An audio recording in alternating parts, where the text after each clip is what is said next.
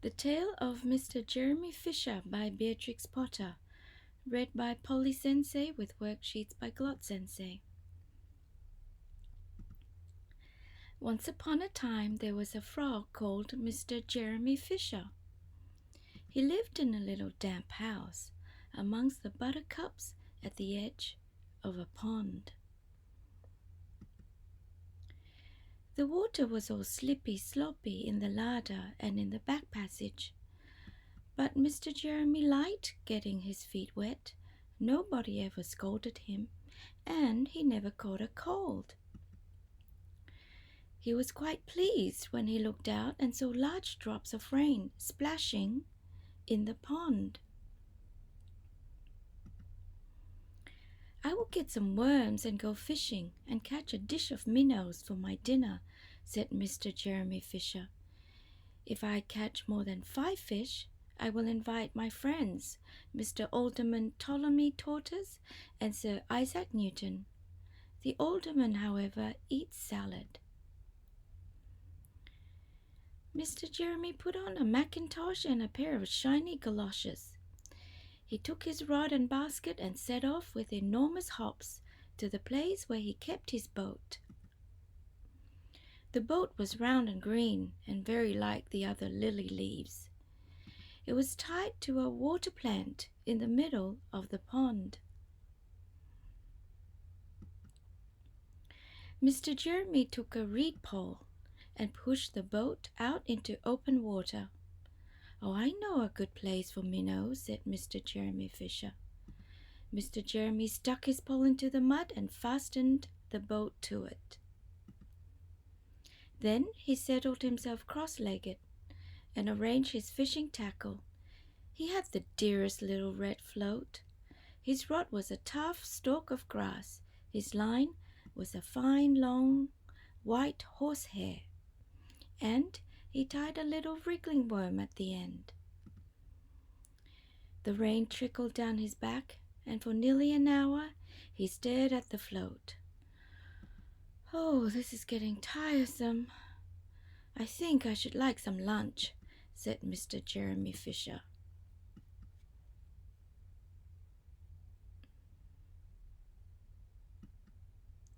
He punted back against amongst the water plants and took some lunch out of his basket.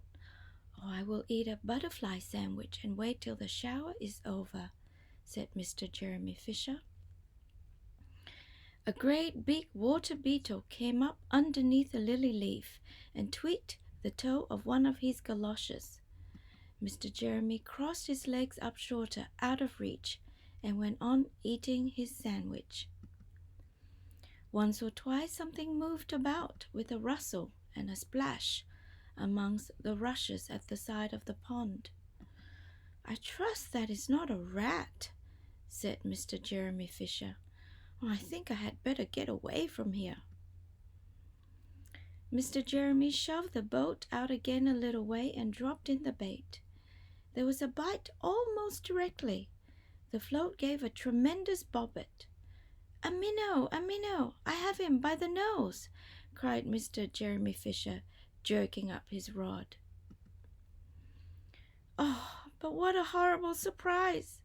Instead of a smooth fat minnow, Mr. Jeremy landed little Jack Sharp the stickleback, covered with spines. The stickleback floundered about the boat, pricking and snapping until he was quite out of breath. Then he jumped back into the water. And a shoal of other little fishes put their heads out and laughed at Mr. Jeremy Fisher. And while Mr. Jeremy sat disconsolately on the edge of the boat, sucking his sore fingers and peering down into the water, a much worse thing happened. A really frightful thing it would have been if Mr. Jeremy had not been wearing a mackintosh. A great big enormous trout came up, kerflop, with a splash, and it seized Mr. Jeremy with a snap. "Ow! Ow! Ow!" And then it turned and dived down to the bottom of the pond. But the trout was so displeased with the taste of the mackintosh that in less than half a minute it spat him out again, and the only thing that it swallowed was Mr. Jeremy's galoshes. Mr. Jeremy bounced up to the surface of the water like a cork and the bubbles out of a soda water bottle, and he swam with all his might to the edge of the pond. He scrambled out onto the first bank he came to, and he hopped home across the meadow with his mackintosh all in tatters. "Oh, what a mercy that was not a pike," said Mr. Jeremy Fisher. "I have lost my rod and basket, but it does not much matter, for I'm sure I should never have dared to go fishing again." He put some sticking plaster on his fingers, and his friends both came to dinner. He could not offer them fish, but he had something else in his larder. Sir Isaac Newton wore his black and gold waistcoat, and Mr. Alderman Ptolemy Tortoise brought a salad with him in a string bag. And instead of a nice dish of minnows, they had a roasted grasshopper with ladybird sauce, which frogs consider a beautiful treat, but I think it must have been nasty. This is the end of the tale of Mr. Jeremy Fisher. You can go back to the beginning and listen to the story again, or maybe this time read the story aloud along with me. Reading aloud will help with vocabulary and pronunciation development. God Sensei's vocabulary and comprehension exercises for you to complete are on the next pages.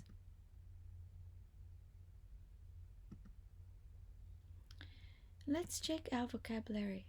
Connect the following words to their correct meanings. There are 11 words on the left with their meanings on the right. Read through the words and connect the correct meanings to each word. So number 1, mackintosh. 2, shoal. 3, galoshes, which means waterproof overshoes. In the book here it's spelled G-O-L-O-S-E-H-E-S, but the usual spelling is G-A-L-O-S-H-E-S, galoshes. 4, stickleback. 5, disconsolately. 6, a pike. 7, tatters. 8, floundered. 9, larder. 10, ladybird, and 11, minnows. The tale of Jeremy Fisher was published in 1906, more than 110 years ago. The English language has changed during this time, so let's review these old English expressions and better understand the story. Connect. Choose the correct meaning for the following expressions. Connect the expressions to their right meanings. 1, he had the dearest red float. 2, he was quite pleased when he looked out. 3, the trout was so displeased. And 4, what a mercy that was not a pike. You have 3 choices, A, B, C, for each of the statements.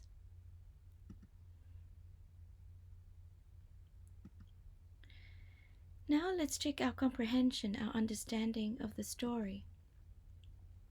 Answer the following questions. 1, how was the weather when Mr. Jeremy looked out the window that morning? 2, where does Mr. Jeremy live? 3, what does Mr. Jeremy Fisher use as a fishing boat? 4, what does Jeremy use as his fishing line? 5, what grabbed Mr. Jeremy's toe under the water? 6, why did the big trout spit out Mr. Jeremy and did not eat him?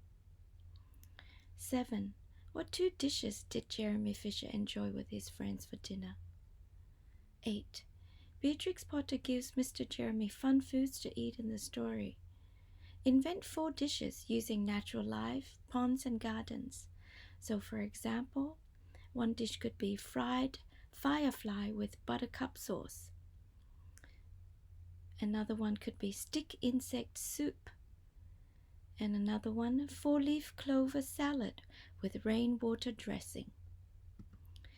The writer also gives Mr. Jeremy's friends interesting names. Do you know which 2 people the names relate to in real life?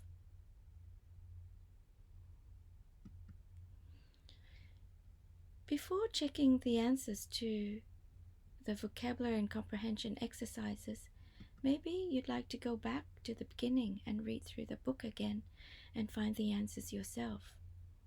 Maybe read aloud to practice your pronunciation and reading skills. So these are the answers to the vocabulary and comprehension exercises. Check your vocabulary words, the early English expressions and their meanings, and lastly, the comprehension questions and answers.